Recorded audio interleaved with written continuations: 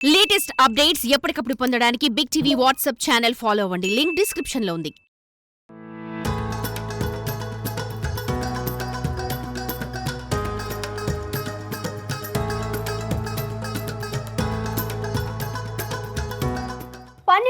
కిలోమీటర్లు ఏ వాహనంలోనైనా కంటిన్యూగా వెళ్ళినా 24 గంటల సమయం పడుతుంది.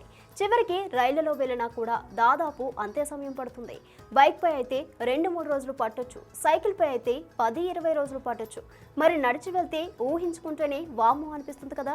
కానీ ఇప్పుడు మనం చూడబోయే ఈ అయ్యప్ప స్వాములు కేవలం 20 రోజుల్లోనే 1200 కిలోమీటర్ల పాదయాత్ర చేశారు. దాదాపు 5 ఏళ్లుగా ఇలా పాదయాత్ర చేస్తూ ఆ పందలవాసుని దర్శించుకుంటున్నారు.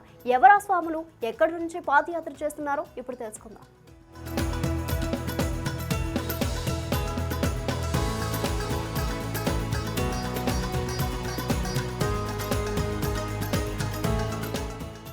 నేటి ఆధునిక కాలంలో ఉదయం లేస్తూనే ఉరుకుల పరుగుల జీవితం, సాయంత్రం వస్తూనే అలసటతో నిద్ర, ఈ మధ్యలో పని ఒత్తిడి, వెరసి అనారోగ్య సమస్యలు.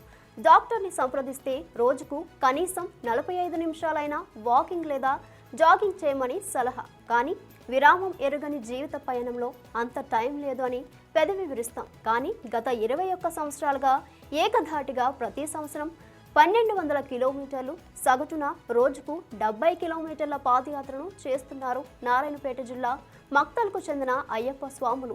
శబరిమలకి పాదయాత్ర చాలా మంది స్వాములు చేస్తున్నప్పటికీ వారంతా 50 లేదా 60 రోజుల సమయం తీసుకుని నడుస్తారు. కానీ మక్తల్ సన్నిధానంకు చెందిన రాజు గురుస్వామి ఆధ్వర్యంలో కేవలం 20 రోజుల్లోనే కాలినడక శబరికొండకు చేరుకుని అయ్యప్ప స్వామిని దర్శనం చేసుకుంటారు.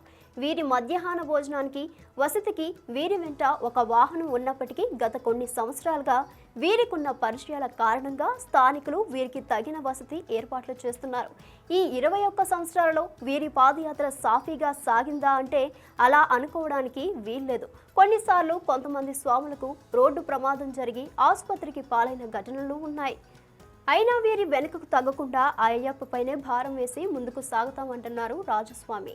ఏది ఏమైనప్పటికీ తన ఓపిక ఉన్నంతకాలం శబరికి పాదయాత్ర చేస్తానని, ఈ మహత్ కార్యానికి సహకరిస్తున్న మక్తల్ గురుస్వాములకు, తన సహచరులకు, కుటుంబ సభ్యులకు ఎప్పటికీ రుణపడి ఉంటానని అంటున్నారు Rajaswamy. For more videos like this, subscribe Big TV channel.